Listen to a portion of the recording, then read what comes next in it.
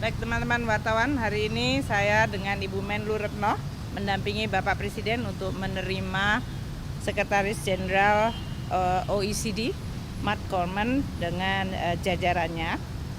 Pada hari ini yang dibahas adalah OECD menjelaskan mengenai kondisi dunia tentunya dan bagaimana Sekretaris Jenderal Coleman mengapresiasi capaian-capaian Indonesia terutama pada saat menjadi presidensi G20 pada masa yang sangat tidak mudah dan keberhasilan Indonesia untuk terus memperkuat kerjasama antar negara yang merupakan hal yang sangat penting dalam situasi dunia yang makin sulit dan makin dinamis. Yang kedua, Sekretaris Jenderal Coleman juga mengapresiasi leadership Bapak Presiden di dalam melakukan langkah-langkah reformasi karena banyak langkah-langkah reformasi di bidang investasi, climate, dan juga di bidang perekonomian adalah sangat sesuai untuk kebutuhan Indonesia sendiri di dalam memperkuat perekonomiannya. Dan terkait dengan expression dari Indonesia untuk menjadi anggota OECD, tadi juga dijelaskan bagaimana proses dari membership OECD itu bisa dilakukan. Sebetulnya kerjasama antara Indonesia dengan OECD sudah berjalan cukup lama dan kita sudah melakukan berbagai kerjasama seperti economic survey dan juga bahkan melakukan assessment terhadap faktor-faktor apa yang Indonesia lakukan yang sebetulnya menggunakan benchmark seperti anggota OECD yang lain, yaitu pertama bahwa Indonesia melakukan assessment terhadap kebijakan-kebijakan yang berkaitan dengan BUMN dan taxation, capital movement, public procurement, anti-corruption, dan environment.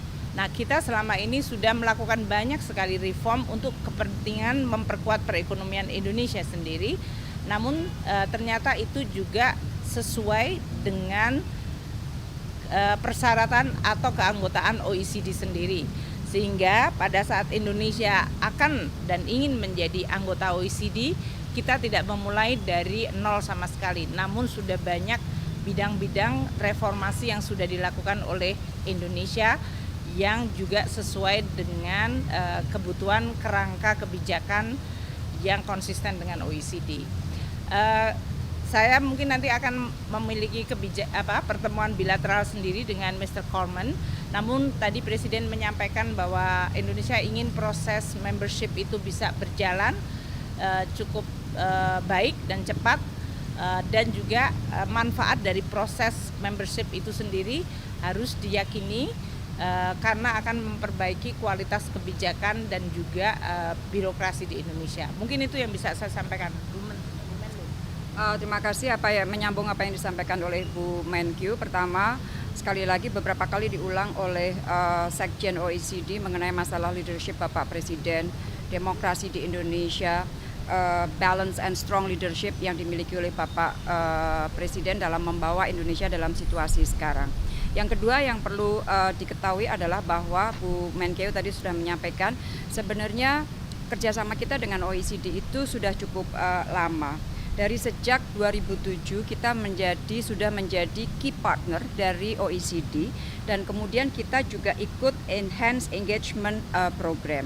Dan OECD sudah memiliki kantor di Indonesia mulai tahun 2015 dan program-program kerjasama tadi sudah disampaikan oleh Ibu Menkyu. Dengan demikian engagement kita dengan OECD, kerjasama kita dengan OECD itu bukan hal yang baru saja, baru akan dimulai, tetapi sudah dilakukan cukup lama dan bahkan kita sudah menjadi key partners dari tahun 2007.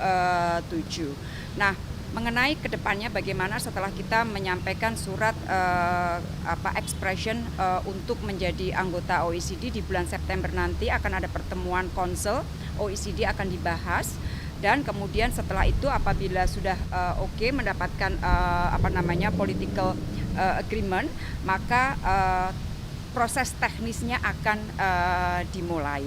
Nah, Bu Menkyu tadi mengatakan bahwa kita tidak mulai dari nol, beberapa policy yang kita lakukan sudah sebenarnya sudah sampai pada taraf partial compliance. Ada beberapa yang tentunya perlu dipercepat reformnya. Jadi tentunya itu semuanya akan berjalan bersama.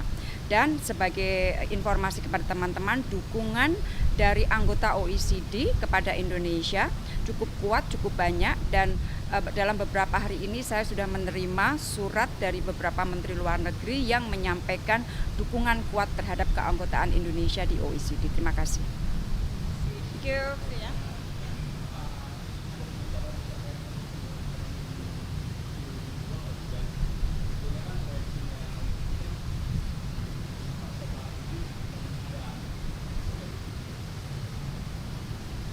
Dalam pembahasan tadi enggak, tapi mungkin Mr. Coleman kan akan ketemu saya di kantor sesudah ini. Pertama memang pertumbuhan ekonomi Indonesia kuartal kedua yang sangat kuat ya, di atas ekspektasi dari hampir semua analis pasar. Ini menggambarkan berbagai faktor pendukungnya yang sangat baik. Pertama konsumsi yang dalam hal ini pertumbuhannya di atas 5,2, itu menggambarkan daya beli masih bisa terjaga, dan kebijakan kita untuk menjaga stabilitas harga dan menurunkan inflasi itu sangat membantu. Yang kedua, investasi juga sudah meningkat cukup baik. Kebijakan dari perbaikan iklim investasi diharapkan akan terus menjaga momentum pertumbuhan investasi. Ketiga, belanja pemerintah yang tumbuh di atas 10%, itu juga mendorong karena kita kemarin juga mendukung terutama pada kelompok-kelompok masyarakat terbawah dengan belanja-belanja yang bantuan sosial yang kita tambahkan. Untuk ekspor yang memang mengalami perlemahan dan import juga mengalami penurunan, ini dikaitkan dengan suasana global, dan tadi kita berdiskusi mengenai bagaimana kondisi ekonomi di dunia, dan OECD menyampaikan kondisinya sebetulnya relatif agak membaik dibandingkan proyeksi tahun lalu yang menyebutkan bahwa Eropa akan mengalami resesi dan inflasinya juga masih akan cukup tinggi. Tapi ternyata perkembangan terakhir agak membaik, dan itu tentu akan memberikan dampak positif. Demikian juga dengan yang lain. Itu ya. Thank you. Oke, makasih ya. Yuk. Ya. Terima kasih sudah nonton. Jangan lupa like, subscribe, dan share ya.